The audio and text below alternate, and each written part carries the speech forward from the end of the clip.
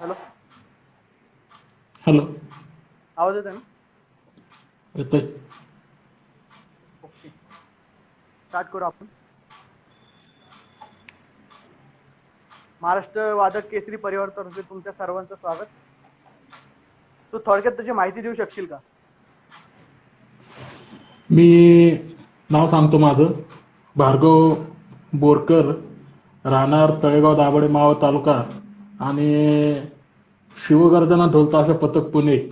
इथे एक ढोलवादक आहे. गेले 10 वर्ष आले मी ढोलवादन करतोय. तसेच लोणावळ्यातील भैरवगर्जना ढोल ताशा पथक या सुद्धा पथकामध्ये सहभागी होऊन त्या वादकांबरोबर वादन करतो. शिवगर्जना मधला तुझा प्रवास कसा चालू झाला, कधी चालू झाला, याबद्दल काय सांगशील? पहिलं तर तुला शुभेच्छा देतो की तू हे जर नवीन पेज चालू केलंय वादकांसाठी पुण्यामध्ये.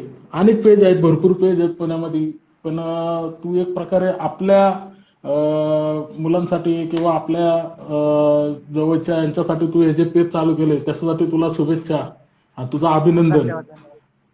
फक्त एवढंच की पेज थोडं उशिरा चालू केलं. थोडी अपेक्षा हो हो. जास्त होती की तू लवकर पेज चालू करायला पाहिजे होतं. तसंच पण माझ्या प्रवासाबद्दल विचारशील तर 2017 साली शिवगर्जना जॉईन केलं. ढोल वाजवायला सुरुवात 2011 साली केली. वडगाव मावळमधील म्हणजे मी जिथं राहतो त्या भागामध्ये मोरया ढोल ताशा पथक हे आमचं घरगुती पथक म्हणलं तरी चालेल. जिथं मी घडलो, जिथं मला ढोल वाजवायला शिकवलं गेलं, ज्या पथकामध्ये मोरया ढोल ताशा पथक आणि हे पथक आणि शिवगर्जना पथक म्हणजे ह्या पथकामध्ये आम्ही ढोल वाजवायला शिकलो ते फक्त आणि फक्त शिवगर्जना ढोल ताशा पथक. शिवगर्जना वादकांना बघून ढोल वाजवायला शिकलो, शिवगर्जना वादकांना बघून ताशा वाजवायला शिकलो, फक्त शिवगर्जनेसाठी. आणि कुठंतरी एक मनात होतं की भविष्यात चांगला ढोल वाजवता आला, कारण तिकडं ढोल वाजवताना वादक बघायचो त्यावेळी कळायचं की नाही आपण अजून तयार नाहीये ढोल वाजवायला. हो. नक्कीच ज्यावेळी तयार होऊ त्यावेळी आपण जाऊ तिथे आणि तिथं सहभाग घेऊ. कसा अनुभव असतो काय करू. 2011-2012 साली मध्ये मोरया ढोल ताशा पथकामध्ये समावेश घेतला. मयूर ढोरे आमचे अध्यक्ष, पथकाचे अध्यक्ष, त्यांनी प्रोत्साहन म्हणजे त्यांचं जे गणेश ढोरे होते, गणेश जाधव आणि मयूर ढोरे यांनी जे मला प्रोत्साहन दिलं ढोल वाजवण्यासाठी की अशा प्रकारचा तू ढोल वाजवू शकतो, अशा प्रकारे तू ढोल नाचवू शकतो, तर ते खरंच आत्ता मला उपयोगी पडते. तिथून जो प्रवास चालू झाला 2011 साली, आता 2020 आहे. मला वाटतं 9 वर्ष कंप्लीट झालेले ढोल वाजवतोय. शिवगर्जना पथकातील पहिली मिरवणूक आठवती का तुला? अरे शिवगर्जना ढोल ताशा पथक पहिली मिरवणूक एमपीची होती. मध्य प्रदेश, खंडवा, ओंकारेश्वर. म्हणजे मला वाटतं एमपीला महाराष्ट्राच्या बाहेर जाणारं पहिलं पथक असं शिवगर्जना पुणे शहरातलं. पुणे शहरातलं महाराष्ट्राबाहेर जाणारं पहिलं पथक, ते सुद्धा 4 दिवस. म्हणजे 2 दिवस जायला 2 दिवस यायला 4 दिवस, टोटल असे 6 ते 7 दिवस पथक बाहेर जाणं खंडवालं होतं ओंकारेश्वरला. ते माझी पहिली मिरवणूक होती आणि खरंच त्या पहिल्याच मिरवणुकीत एवढं शिकायला भेटेल वाटलं नव्हतं. भरपूर शिकायला भेटलं. म्हणजे अनुभव कसा कसा अनुभव होता? मस्त अनुभव होता. म्हणजे वादकां पुण्यातल्या पथकातले वादक आणि आपल्या इकडचे वादक, या वादकांमध्ये काय फरक असतो.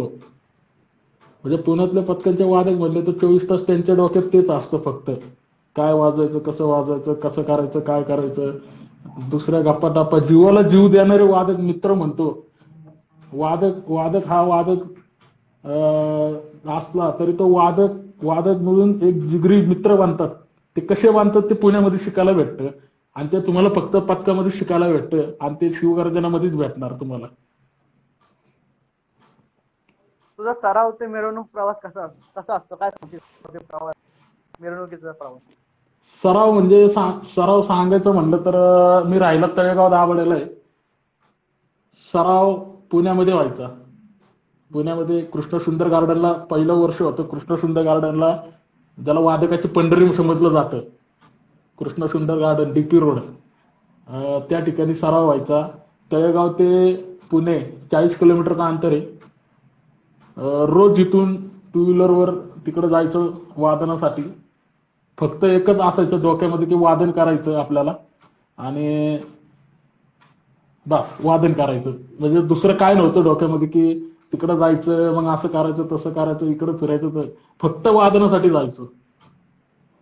आणि खरंच 2 वर्ष, आता 4थं वर्ष आहे माझं, 17-18, 4थं वर्ष आहे पथकामधलं. ज्या वर्षी तर काय, हे वर्ष आपल्याला गॅप ठेवावं लागेल, हे वर्ष आपल्याला कॅन्सल करायला लागेल. त्याच्यामुळे पुढचं वर्ष हे 4थं वर्ष असणार आहे पथकातलं. जेव्हा आपल्या पथकात नवीन मुलं मुली येतात त्यांना प्रॉपर गायडन्स मिळणं गरजेचं असतं, त्याबद्दल काय बोलशील? सॉरी. आपल्या पथकात जेव्हा नवीन मुलं मुली येतात ऍडमिशन साठी, बरं तेव्हा बरं त्यांना बरं प्रॉपर बरं गायडन्स मिळणं गरजेचं असतं, त्याबद्दल काय बोलशील? नक्कीच खूप गरजेचं असतं. म्हणजे कसं असतं, ज्यावेळी नवीन मुलं किंवा नवीन मुली पथकात येतात त्यांनी पथक कुठंतरी पाहिलं असतं, मुलांचा जोश पाहिला असतो, मुलींचा जोश पाहिला असतो. म्हणजे अगदी 15 वर्षाच्या मुलीपासून 35-40 वर्षाच्या ताईंपर्यंत सगळं ढोल वाजत असतात. अगदी 10-11-12 वर्षाच्या मुलापासून 40-50 वर्षापर्यंतचे व्यक्ती ढोल वाजत असतो. हा जोश ज्यावेळी बाहेरच्या लोकांना बघायला भेटतो त्यांना पण वाटतं की आपण पण सुद्धा ढोल पथकात जावं, ढोल पथकात वादन करावं. ढोल पथक म्हणजे एक संस्कृती, मराठी माणसाची संस्कृती जपणे एवढंच नाहीये, तर त्याच्यामध्ये भरपूर काय काय आहेत. तर ज्यावेळी नवीन वादक येतात पथकामध्ये तर त्यांना प्रॉपर गायडन्स असणे, म्हणजे अगदी ढोल बांधण्यापासून ते ढोल घेऊन चालण्यापर्यंत, वाजवण्यापर्यंत कोणत्याही पथकात गेलं त्यासाठी तिथं तुम्हाला शिकवलंच जातं प्रत्येक ठिकाणी. हो हो. आणि प्रत्येक पथकामध्ये हीच काळजी घेतली जाते की तुम्ही स्वतःची काळजी तुम्ही कशा प्रकारे घेता हेच तिथं सगळ्यात जास्त शिकवलं जातं. आणि ज्यावेळी ते शिक्षण घेत असतो त्यावेळी कळतं की हे सोपं नाहीये. तू पथकामध्ये ढोल लीडर म्हणून कसं मॅनेज करतो सर्व? मी कसं मॅनेज करतो? ढोल लीडर म्हणून, लीड म्हटल्यावर खरं तर एक प्रकारे आहे ना, एक बाकीच्या वादकांमध्ये नाही का की एक चुकीचं म्हणता नाही येणार मला, पण नाही का लीडर लीडर लीडर, तुम्ही स्वतः ढोल वाजवता, तुम्ही स्वतः लीडर आहे. तुमचं स्वतःला आत्मसात पाहिजे, स्वतःला एवढं लक्ष पाहिजे की आता काय वाजवायचं, इथं पुढं काय वाजवायचंय, इथून पुढं काय वाजवायचंय. लीडरची आवश्यकता नाही. शिवगर्जना पथकामध्ये लीडर हा प्रकार नाहीये. फक्त एक व्यक्ती असतो, आमचे अध्यक्ष सराव प्रमुख आहेत ललित पवार, उभा असतो बाणू तो व्यक्ती, आणि तो व्यक्ती सांगतो फक्त बस. तिथं कुठे लीडर नाहीये, काही नाहीये, काही नाही शिवगर्जना पथकामध्ये. त्यामुळे जेवढं तुम्ही लक्ष द्याल वादनामध्ये, कारण सराव करतो त्यावेळी फक्त ताशे आणि ढोल वाजतो, पण ज्यावेळी मिरवणुकीला जातात तिथं भरपूर प्रकारचे वाद्य वाजत असतात. तुमचं लक्ष किती केंद्रित होतं ते फक्त मिरवणुकी दरम्यानच कळतं. त्यामुळे लक्ष असणं गरजेचं आहे. आणि लीडर हा प्रकार तुम्ही तुमचं लीडर बनायचं असतं पथकामध्ये. तुम्ही स्वतः किती बरोबर वाजवताय, बाजूचा किती बरोबर वाजवताय, समोरचा किती बरोबर वाजवताय, मागचा किती बरोबर वाजवताय, हे सगळ्या गोष्टी तुम्ही स्वतः बघायच्या असतात. चालू मिरवणुकीमध्ये काय काय अडचणी येतात, त्याबद्दल काय सांगशील? जेव्हा आपली मिरवणूक असते, कशाबद्दल? चालू अच्छा. मिरवणुकीमध्ये जेव्हा काही अडचणी येतात? अडचण असं काही येत नाही, अडचण येण्यासारखं काय नाही. कारण पथक प्रमुख असतात, सदस्य असतात पथकाचे. अडचण येण्यासारखं असं म्हणजे नॉर्मल प्रवासाव्यतिरिक्त काही प्रवासी सुद्धा सिटीमध्ये असेल तर काय अडचण आणण्यासारखं काही नाहीये. पथक प्रमुख आणि पथकाचे जे सदस्य आहे हे पूर्णपणे सोय केलेली असते सर्व वादकांची. मग त्याच्यातला तो लहान मुलगा असू नाहीतर मग वयस्कर व्यक्ती असू, त्याच्यामध्ये सर्व प्रकारची सोय केलेली असते. त्यांची जाणे येण्यापर्यंत जेवणाची वगैरे सगळी सोय केलेली असते. त्यामुळं पथक प्रमुखांचं ते कामच असतं. आणि ऍक्च्युअली तसं म्हणायला गेलं तर शिवगर्जन आणि लक्ष्मी रोड एक वेगळं नातं आहे, याबद्दल काय सांगतील? मला वाटतं माझ्या अभ्यासानुसार शिवगर्जना हे भारतातलं पहिलं व्यावसायिक पथक आहे. ज्या नुमवी शाळेतल्या मुलांनी बाहेर पडल्यानंतर ज्यांनी त्या मुलांसाठी व्यावसायिकरित्या स्वतःसाठी चालवलेलं व्यावसायिकरित्या पथक आहे. आणि शिवगर्जना हे पथक लक्ष्मी रोडला 2002 सालापासून आजतागायत चालू आहे. शिवगर्जना पथक लक्ष्मी रोडला काय आहे, शिवगर्जना पथक लक्ष्मी रोडला का असतं, हे बघण्यासाठी तुम्हाला तिथं स्वतः यावं लागेल. हे तोंडाने सांगणं खूप मुश्किल आहे. तू जेव्हा पहिल्यांदा लक्ष्मी रोडला वादन केलं तेव्हा कसं वाटलं होतं? काय अनुभव होता तेव्हाचा? लक्ष्मी रोडला वादन म्हणजे प्रत्येक वादकाचं एक स्वप्न असतं की लक्ष्मी रोडला वाजवायचं. आणि वादक त्या हिशोबाने पथकात जात असतं. काय तर लक्ष्मी रोडला कोणतं पथक जातं तर त्या हिशोबाने पथकात जात असतं असं नाहीये. लक्ष्मी रोडचं वादन प्रत्येक वादकाचं स्वप्न असतं की लक्ष्मी रोडला वाजवावं. मी पहिल्या वर्षी ज्यावेळी गेलो होतो त्यावेळी 2 मिरवणुका वाजवल्या होत्या. एक गुरुजी तालीम आणि एक अखिल मंडई, या 2 मिरवणुका मी लागोपाठ वाजवलेल्या. आणि खरंच मस्त अनुभव होता त्यावेळी. तसा अनुभव मला परत येणं मला नाही वाटत परत येऊ शकतो म्हणून, कारण फर्स्ट टाइम होतं. ते म्हणतात ना फर्स्ट अँड लास्ट टाइम, तशा टाईप मध्ये तो अनुभव होता. आता ढोल ताशा पथकांमधली वाढती स्पर्धा बघून तुला काय वाटतं? हे कुठे चुकते असं वाटतं का, की खूप स्पर्धा वाढायला लागली प्रत्येक पथकामध्ये? वाढलं पाहिजे, स्पर्धा वाढलंच खरंच चांगली गोष्ट आहे. जर बाकीची लोक त्यांच्या परंपरा जपत असेल तर आपण पण आपली परंपरा जपलेली काय हरकत आहे. आणि त्याला जर स्पर्धेचं रूप येत असेल, ज्या ठिकाणी कोणत्या गोष्टीची स्पर्धा होते याचा अर्थ ती गोष्ट जास्तीत जास्त लोकांपर्यंत पोहोचते, जास्तीत जास्त त्या लोकांचा कल त्या वस्तूकडे. उदाहरणार्थ तू सांगितलं की ढोल ताशा स्पर्धेला एक पथक येतात किती, 10 पथक 15 पथक किंवा 12 पथक. पण ती पथक बघण्यासाठी पब्लिक किती येतं, 500, 1000, 2000. थोडक्यात काय की जी लोक व्यावसायिकरित्या बघतात, जी लोक जे पथक व्यावसायिकरित्या बघतात, जे पथक परंपरा जपण्यासाठी बघतात, त्यांचा हेतू साध्य होतोय. एक पथक बघायला जर 1000 लोक येत असेल तर काय हरकत आहे.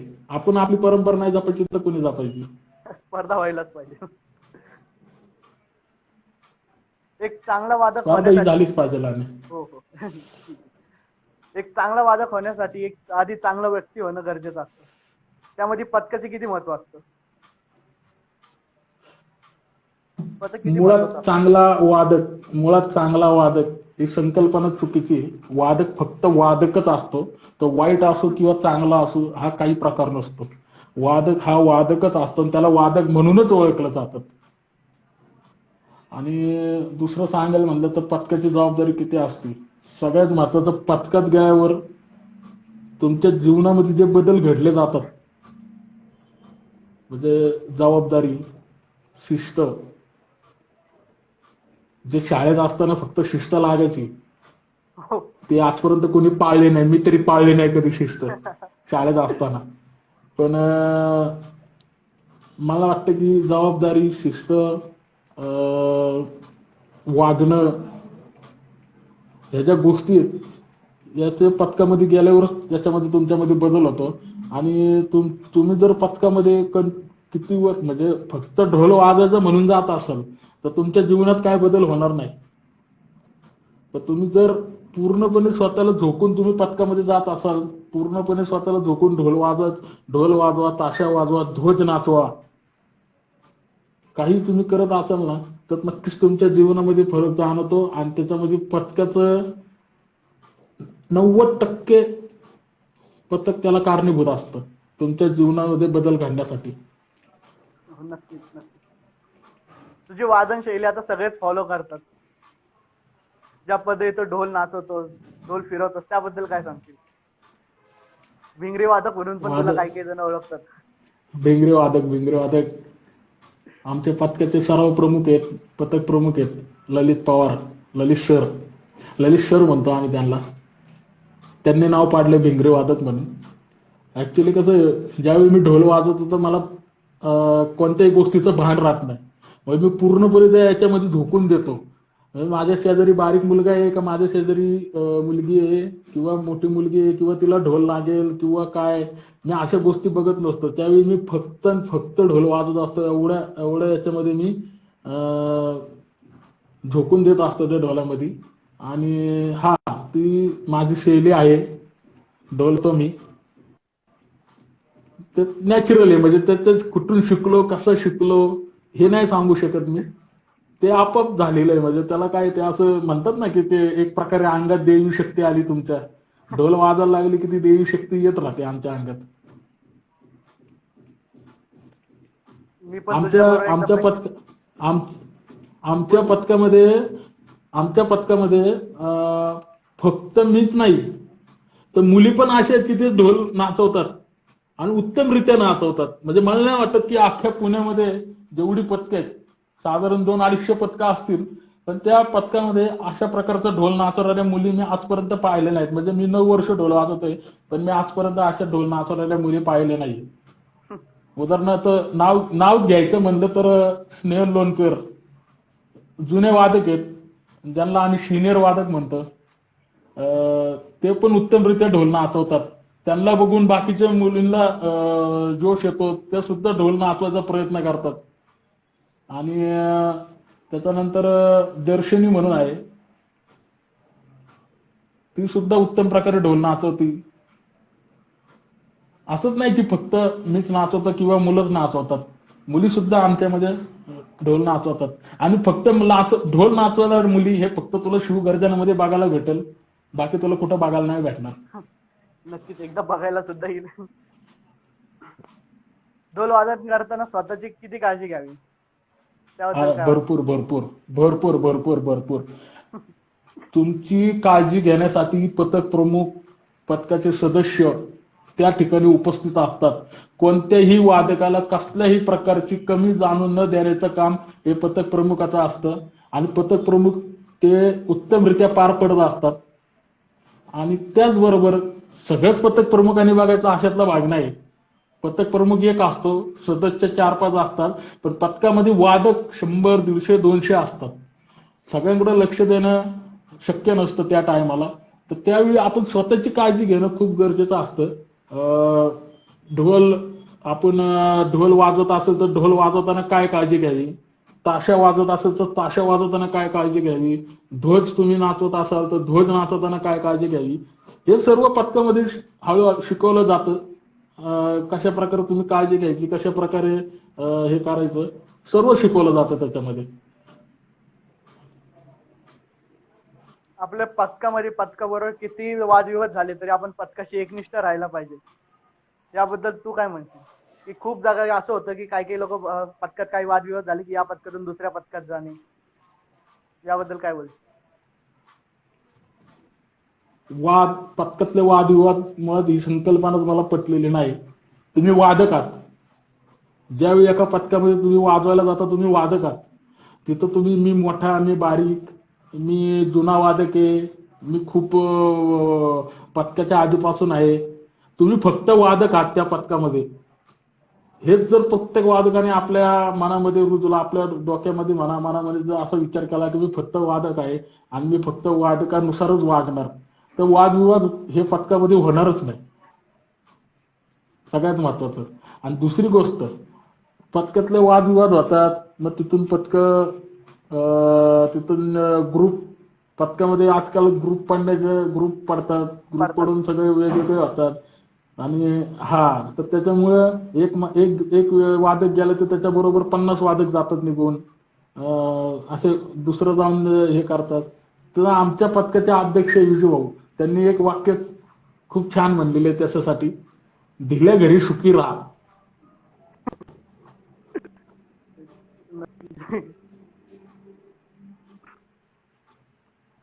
तू जेव्हापासून आता तुला प्रश्न आलाय, तू मेंटेनन्सला किती प्राधान्य देतो? नक्कीच मेंटेनन्स माझा आवडता विषय आहे आणि मेंटेनन्सला मी कायम असतो. क्वचित वेळा नसतो मी, म्हणजे कारण माझं घराचं अंतर लांब असल्यामुळं मला जास्त करून थांबता येत नाही त्या ठिकाणी. पण नक्कीच मेंटेनन्स माझा आवडता विषय आणि मला ढोल ताणायला आवडतो. कारण की काही काही जण खूप वेळा ढोल ताणायला बोलवलं की पत्कर येत नाही, टाळाटाळ करतात.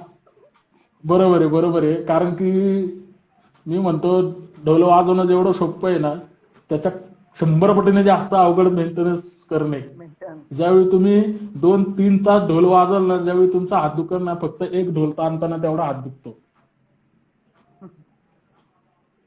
ते खरंच कारण मेंटेनन्स हा भाग एक म्हणतात ना की पथकामध्ये अनेक प्रकारचे कामं असतात, तर त्याच्यातला मेंटेनन्स हा सर्वात सर्वात म्हणजे सर्वात मोठा मुद्दा आहे. आणि मेंटेनन्स प्रत्येकाने शिकला पाहिजे. मेंटेनन्स प्रत्येकाला करता आला पाहिजे. प्रत्येकाला ढोल बांधता आला पाहिजे. प्रत्येकाला ताशा लावता आला पाहिजे. प्रत्येक वादकाला सगळ्यातलं सगळं आलं पाहिजे. एक वादक म्हणून तुला जेव्हा ओळख भेटली, बाहेर तुला सगळे वादक म्हणून ओळखायला लागले, तेव्हा तुझ्या लाईफ मध्ये काय चेंजेस आले? हे कसं वाटत होतं तुला?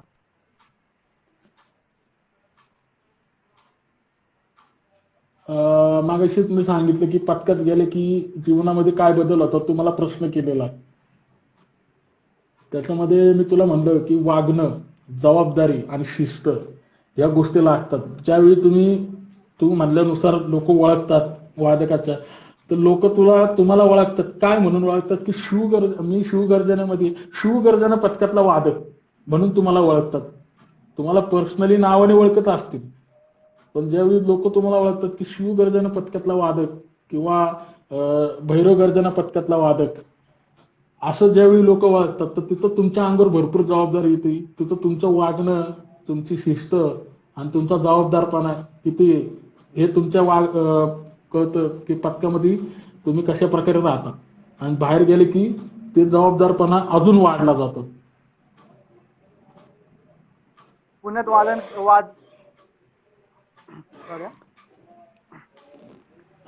करण्याचा एक वेगळाच आनंद आहे, आणि तो आनंद फक्त आहे ना म्हणजे पुण्यातले वादकच अनुभवू शकतात.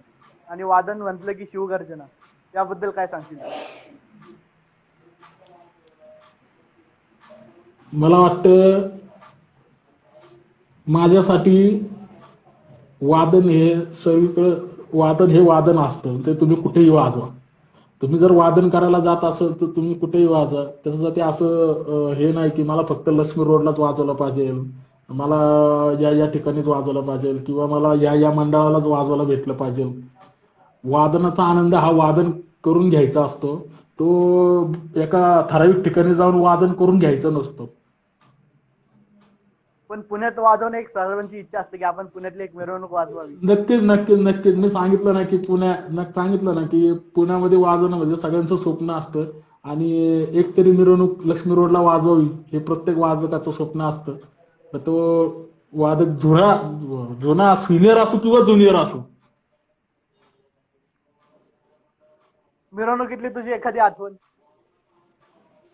एखाद्या मिरवणुकीतली खास आठवण असेल आठवण सांगायचं म्हणलं तर आपल्याला वेळ पुरायचा नाही. तरी एखादी.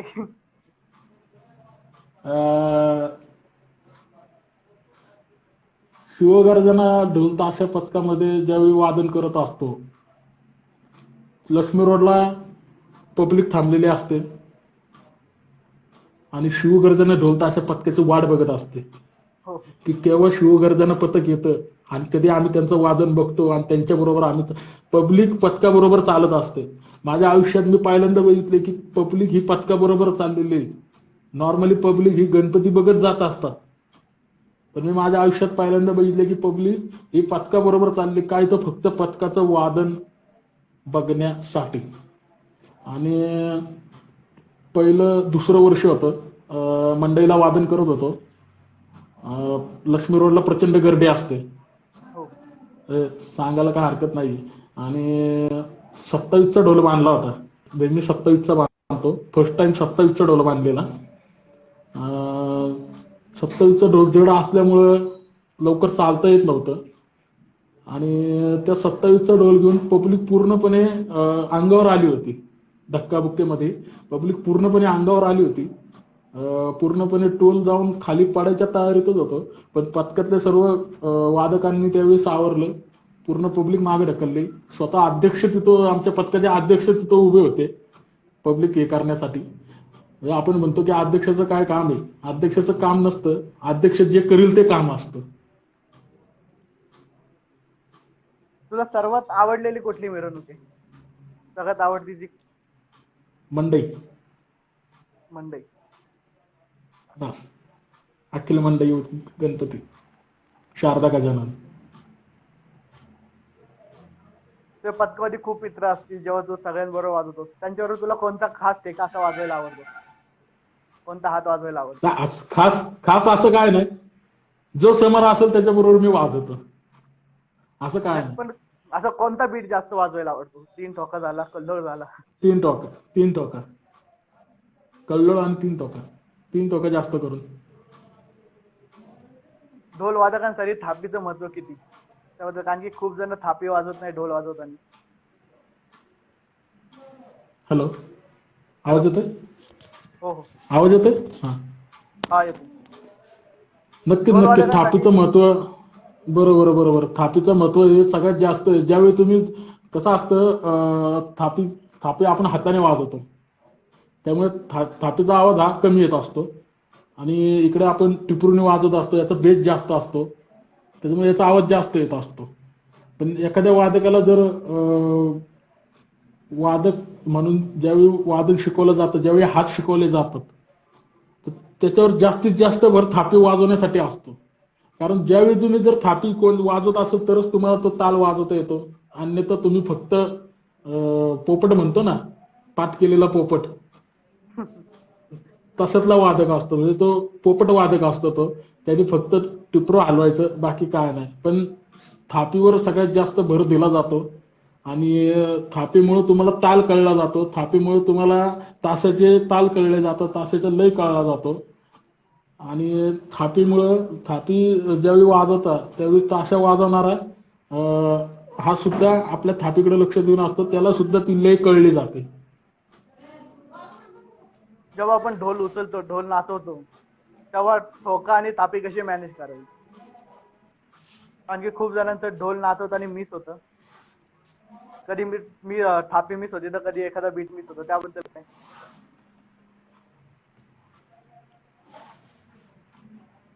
माझ्या पथकातलं सांगायचं म्हणलं तर आमच्या इथं काही वादक आहेत, किती आवाज असू दे, थापी वाजली नाही तर त्यांना कळतं. त्याच्यामध्ये मला सुद्धा ते ओरडतात की तुझी थापी वाजली नाही म्हणून. इतकं बारीक लक्ष त्या वादकांचं असतं. ते स्वतः ढोल वाजवत असतात, त्या ग्रुपमध्ये ते स्वतः ढोल वाजवत असतात. आणि ढोल वाजवताना सुद्धा त्यांचं एवढं बारीक लक्ष असतं की ते ओरडून सांगतात आम्हाला की तुझी थापी वाजली नाही म्हणून. एवढं महत्व थापीला दिलं जातं. जेव्हा आपण चौक वाजवतो तेव्हा काय वाटतं? चौक.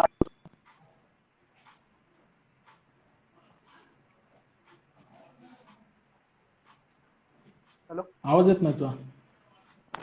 हॅलो, हॅलो, येते आवाज? हा जेव्हा आपण चौक वाजवतो हा. तेव्हा काय वाटतं? एखादा चौक असतो, चौक सगळे वाजवतो आपल्याला त्यावेळी, बघतात. अच्छा. आता तसं सांगायचं म्हणलं तर चौक म्हणलं की वादकाचा असं जीव की प्राण असतो की एखाद्या चौकात गेलो, हा चौक फेमस आहे, इथं सगळ्यात जास्त पब्लिक आहे, मग इथं आपल्याला वादन करायचं. इथं आपल्याला एक प्रकारे स्पर्धा लागली जाते की कोण किती आवाज काढतं. पथकांमध्ये स्पर्धा लागली जाते की कोण किती आवाज काढतं चौकामध्ये. चौक आले की सगळे वादक ताजे होतात, ताजे तवाने. नक्कीच. चौक आलाय आता, आपल्याला आता वाजवायचंय. हा, आपल्याला आता वाजवायचंय बस, बाकीचं आपल्याला काय नाही. आपल्याला आता वाजवायचंय बस आणि आवाज काढायचाय. आणि शिवगर्जना तेवढ्यासाठीच प्रसिद्ध आहे. गणपती विसर्जनाच्या दिवशी पुण्यात एका पाठोपाठ एक मिरवणुका असतात एकाच पथकाला. ते कसं मॅनेज करतात? शिव पुणे शहरामध्ये एकमेव पथक असं आहे, शिवगर्जना ढोल ताशा पथक, की ज्याला एकाच दिवसामध्ये 3 मिरवणुका असतात. 4 मिरवणुका सुद्धा वाजवल्या आहेत, पण 3 मिरवणुका ह्या असतात. मानाचा गणपती असतो, गुरुजी तालीम मंडई असते आणि आझाद मित्र मंडळ असतो. 3 मिरवणुकांसाठी ग्रुप पाडले जातात, पथक प्रमुख ग्रुप पाडतात आणि त्या ग्रुपनुसार मिरवणुका वाजवल्या जातात. तुझा आवडता हात कोणता किंवा ठोका? पहिला पहिलाच. विशेष नाही.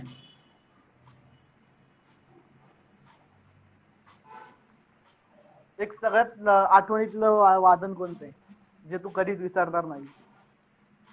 आठवणीतलं वादन म्हणलं तर ते मी जे म्हणलो की 2 मिरवणुका वाजवलेल्या, गुरुजी तालीम आणि मंडई.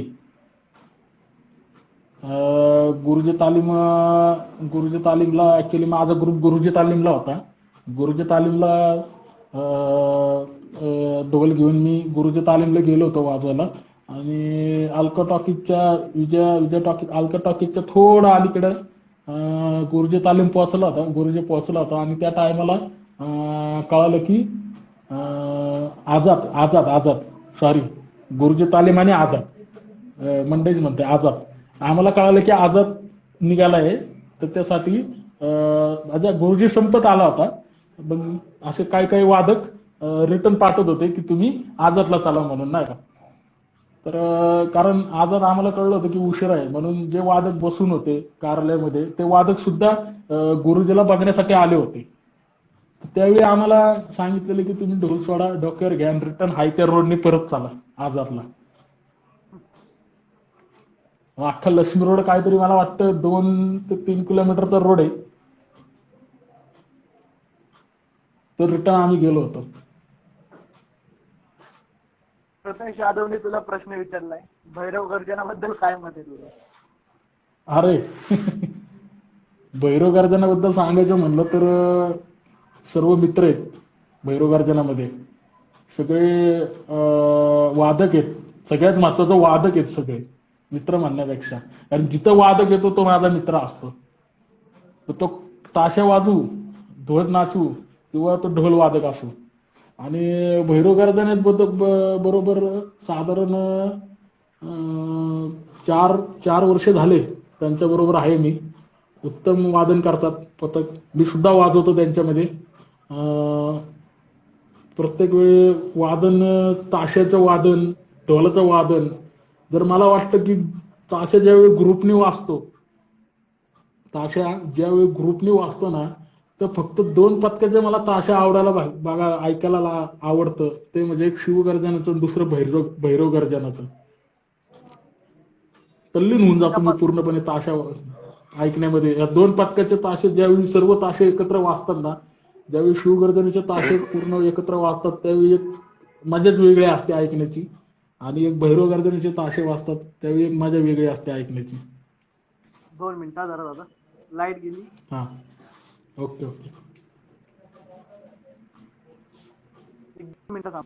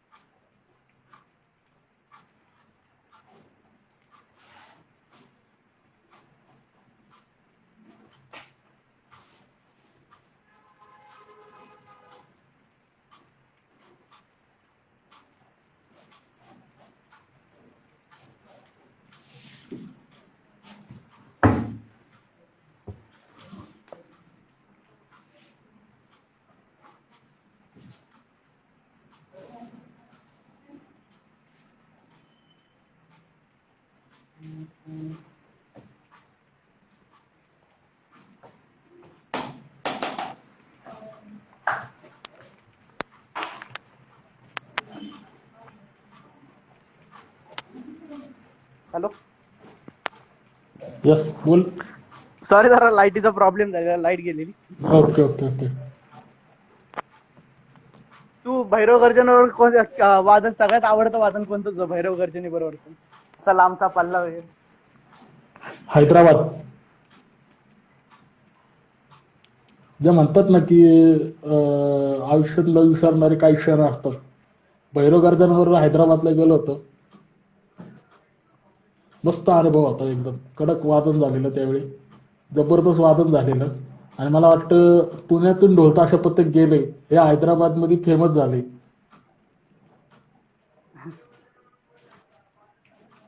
किती वादन केले तू एक त्या पथकाबरोबर? म्हणजे तू इतक्या लांबनं वाडगावरनं कधी प्रॅक्टिस वगैरेला? शिवजयंतीला आणि गणपतीला तर मी आपलं शिवगर्जना विषयच नाहीये. गणपती आणि शिवजयंती शिवगर्जना विषयच नाही. पण गणपतीच्या आधी ज्यावेळी हे चालू असेल, सराव वगैरे चालू असेल किंवा कुठं मिरवणूक असेल, तर ते पथक आपल्याला नक्कीच बोलवतात, सन्मान देतात, आपल्याला बोलून तेवढा मान देतात. एक तुझ्यासाठी काही प्रश्न पाठवलेत मित्रांनी रॅपिड फायर म्हणून. हा हा. तुझा आवडता ढोलवादक कोणता, शिवगर्जनेतला आणि इतर पथकातला? अच्छा. जरा लवकर आता सांग. एकाचं नाव घेतलं तर दुसरा नाराज होईल. नाही तरी असतं ना की हा एकदम भारी वाजवतो. विजूभाऊ, शिवगर्जना ढोल ताशा पथक विजूभाऊला मी ढोल वाजवताना पाहिलंय. आणि त्याच्यापासूनच मला असं वाटलं होतं की नाही भाई, आपल्याला पण असंच ढोल वाजवायचंय. मला वाटतं मी तसा वाजवतोय. आणि दुसऱ्या पथकातला कोणी? मी स्वतः.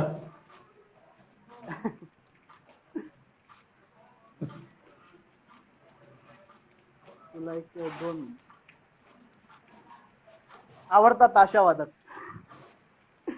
शिवगर्जना पथकातील आणि दुसऱ्या पथकात? मयूर गायकवाड.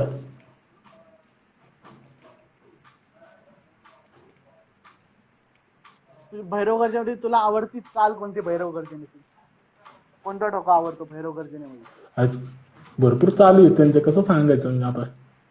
तरी मी माझ्या आयुष्यात एकमेव असं पथक बघितलंय की 10 चौक असू दे, 10 चौकामध्ये 10 ताली वेगवेगळ्या प्रकारे वाजवतील.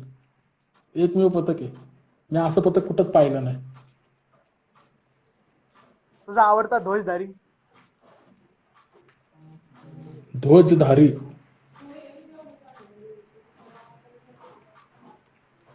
अवघड आहे, नाही सांगू शकत. सगळेच ध्वज नाचवतात, सगळे ज्याच्या त्याच्या परीने योग्य ध्वज नाचवत आहे. तरी तुला एखादा कोण?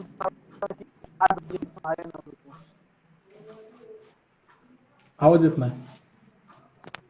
हॅलो, येतो आवाज? हॅलो, हा. तुला कोणतरी असेल ना की असं की ज्याला बघण्यासाठी तू असतो की हा ध्वज नाचतोय, त्याला आपण 5 मिनिटं याचा ध्वज नाचवणं बघू?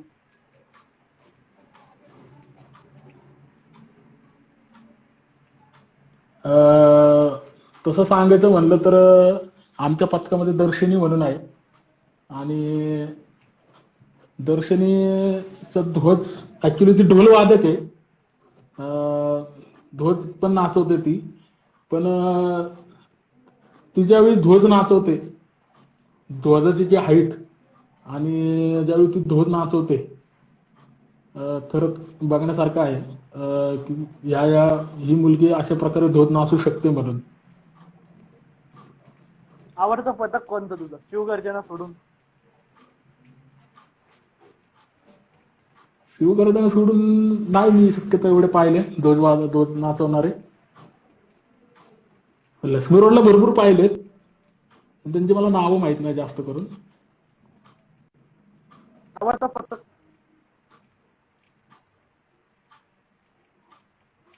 हॅलो हॅलो, आवाज येते? हा येतो, कट होते आवाज मध्ये. आवडतं पथक कोणतं तुझं? आवडतं पथक शिवगर्जना सोडून? शिवगर्जना सोडून आवडतं पथक असं विचार ना, शिवगर्जना धरून आवडतं पथक कोणतं? शिवगर्जना धरून दुसरं पथक.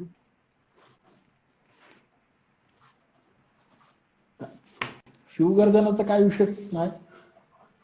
ते म्हणतात ना जीव की प्राण.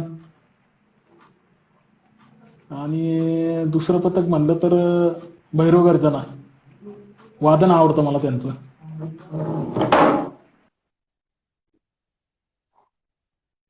हॅलो.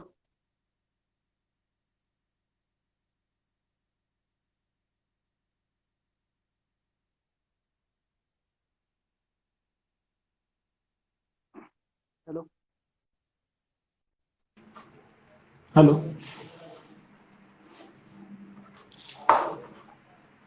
आवाज येतोय ना? हो येतोय. आवडता ढोलवादक कोणता? ढोलवादक.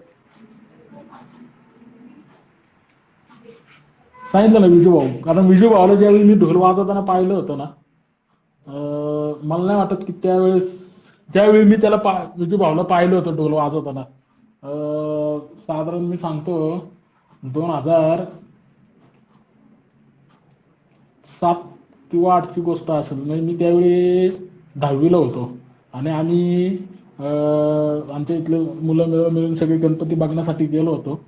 आणि त्या टायमाला मी फर्स्ट टाइम शिवगर्जना पाहिलं होतं. आणि दरवर्षी त्याच्यानंतर मी दरवर्षी गेलो, तर त्यावेळी मी पाहिलं होतं. अवघड मिरवणूक कोणती तुला काय वाटतं? सगळ्यात अवघड मिरवणूक कुठली? ज्या मिरवणुकीचं काय खूप जास्त टेन्शन येतं. वादकाचं काय? आवडती मिरवणूक हा. आणि एक अवघड मिरवणूक. ज्या मिरवणुकीचं खूप टेन्शन येतं आपल्याला. ही मिरवणूक आपली एकदम नीट झालीच पाहिजे. नाही टेन्शन आमच्या पथकात तरी टेन्शन आहे नावाचा प्रकार नाही. कारण आम्ही मिरवणूक वाजवतो ती एकच नंबर होते. आणि ती एमपीची मिरवणूक असू, नाहीतर मुंबईच्या धीरूभाई अंबानीच्या अँटिला मधली मिरवणूक असू, नाहीतर पुण्याच्या लक्ष्मी रोडच्या मिरवणूक असू, जिथं शिवगर्जनेचा बोर्ड लागला तिथं मिरवणूक ही चांगलीच होते. आणि फक्त एवढंच की मिरवणुकीत तयारी करायला वेळ लागतो. रात्री 2-2, 3-3 वाजेपर्यंत मुलं मांडवामध्ये असतात.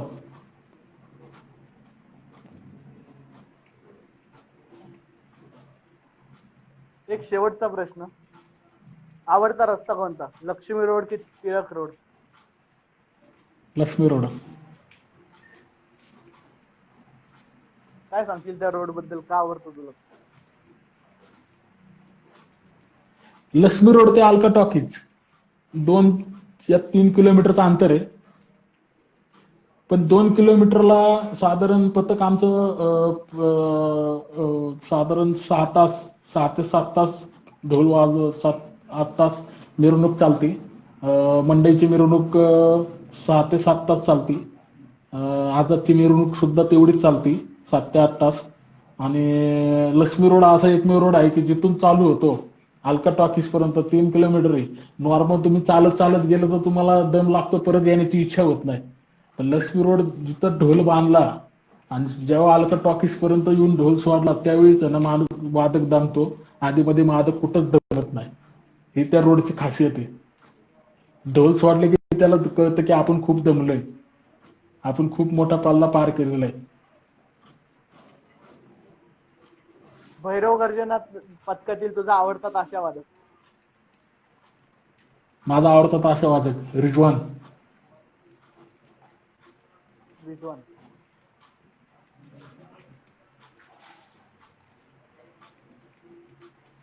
अजून आपल्या लाईव्हच्या माध्यमातून तू काय सांगशील दुसऱ्या आपल्या वादकांना? वादकांना सांगायचं म्हणलं तर मी काय एवढा मोठा नाहीये की कोणत्या वादकाला मी हे सांगेल म्हणून की, नाही तरी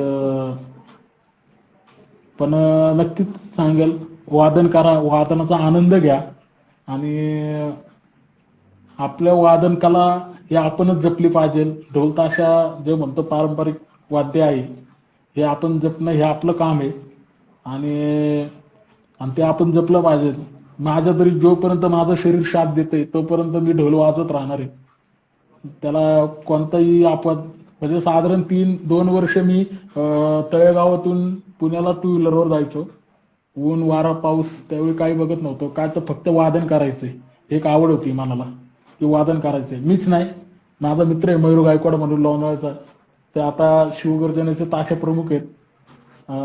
लक्ष्मी रोडला, लक्ष्मी रोडचं भरपूर नाव झालंय त्यांचं. तर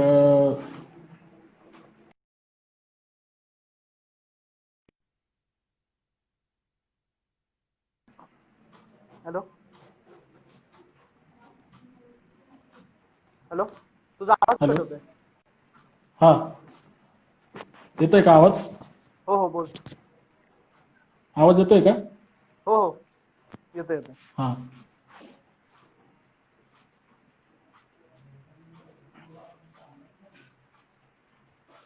बऱ्याचदा पथकात असं होतं की आपल्या काही पथक हे जे वादकांची घरचे त्यांना साथ देत नाही, त्यांना पाठवत नाही, त्यांसाठी काय सांगतील? Sir, hello. बरोबर बरोबर बरोबर. कारण की कसं असतं, प्रत्येकाला घरच्यांना ज्याची काळजी असते.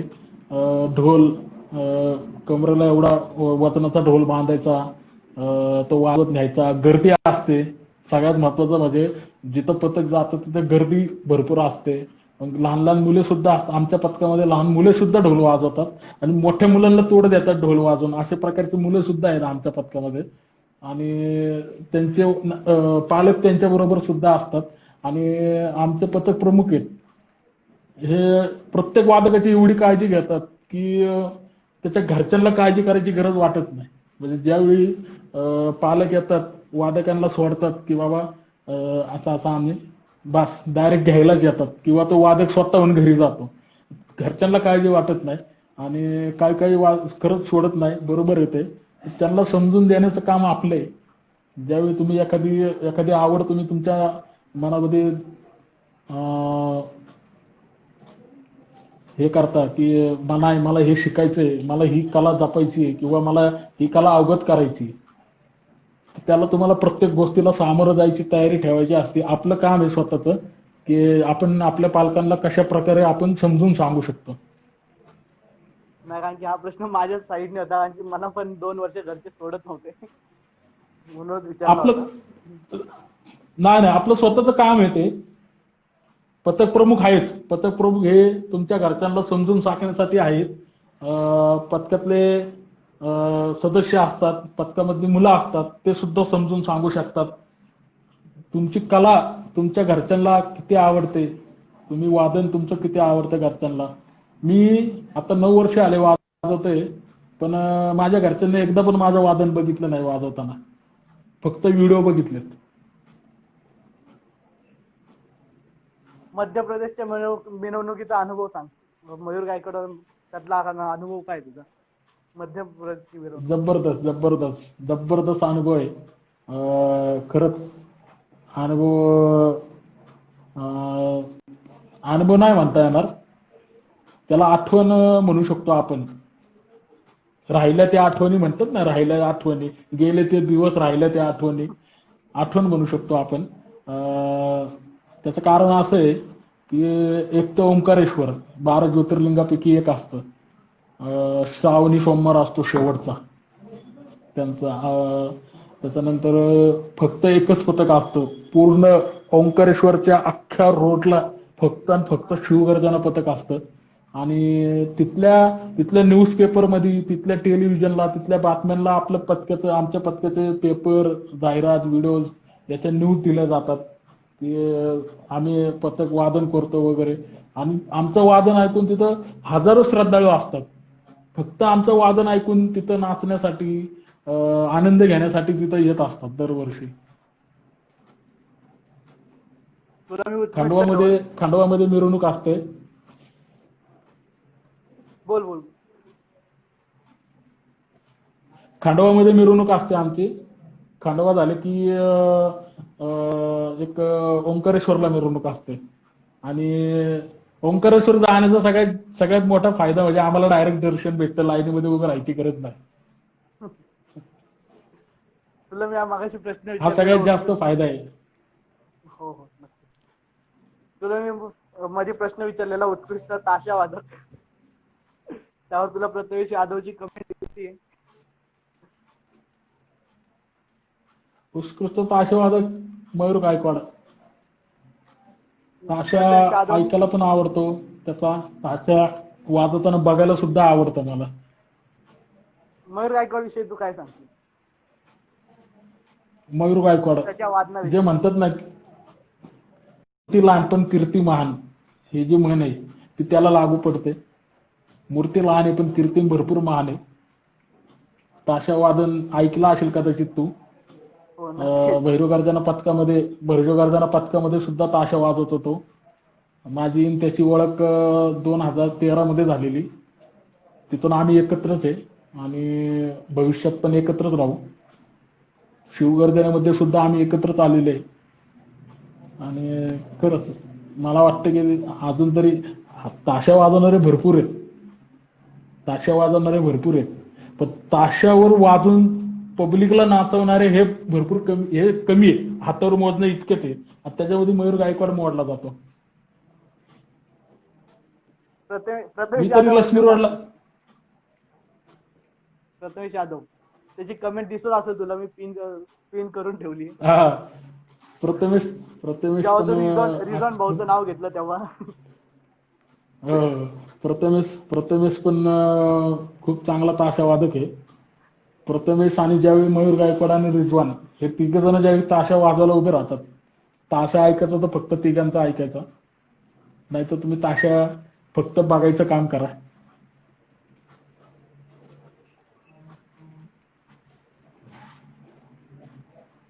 तू या वर्षाला किती मिस करशील या वर्षाचं वादन? भरपूर मिस करतोय. मी तर असे डोक्यात विचार केला की यावर्षी गणपती नाही, डायरेक्ट पुढच्या वर्षी येणार आहे. त्यामुळे मी डायरेक्ट पुढच्या वर्षी वादन करणार आहे.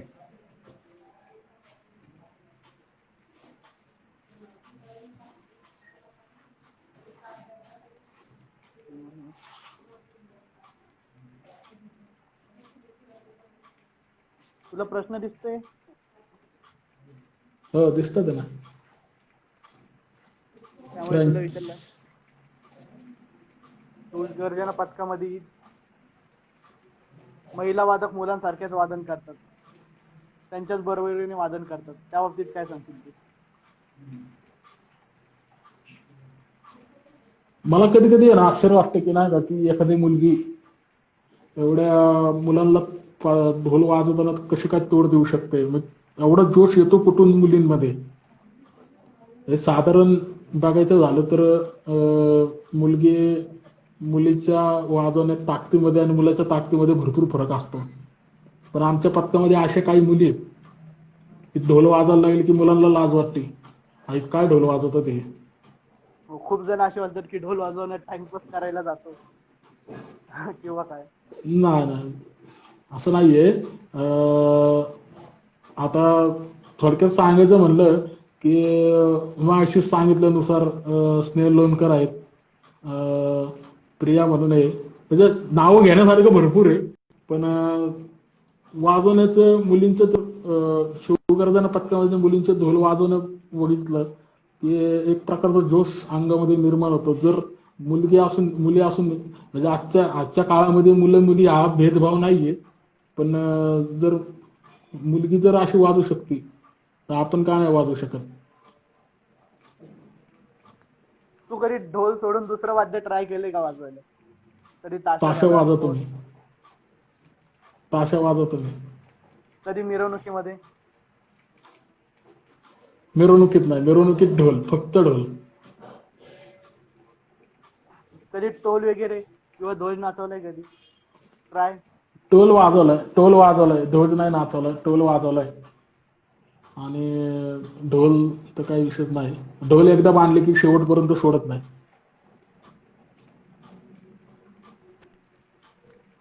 खूप वेळ झाला, आपल्याला 1 तास तरी होऊन गेलाय लाईव्हला. आज कसं वाटलं तुला लाईव्हला येऊन? काय वाटलं? तू वादकांपर्यंत काय? नक्कीच नक्कीच. तुला पहिल्यांदाच म्हणलं की तुला शुभेच्छा की तू हे पेज चालू केलेली आहे.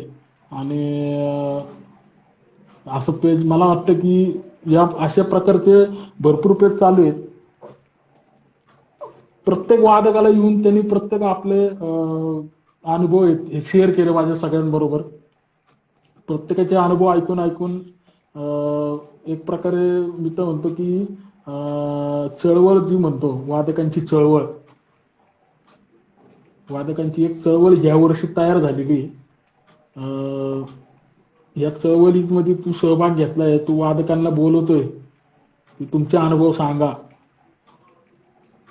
नक्कीच प्रत्येक वादकाला संधी भेटली पाहिजे त्यांचे अनुभव सांगायची.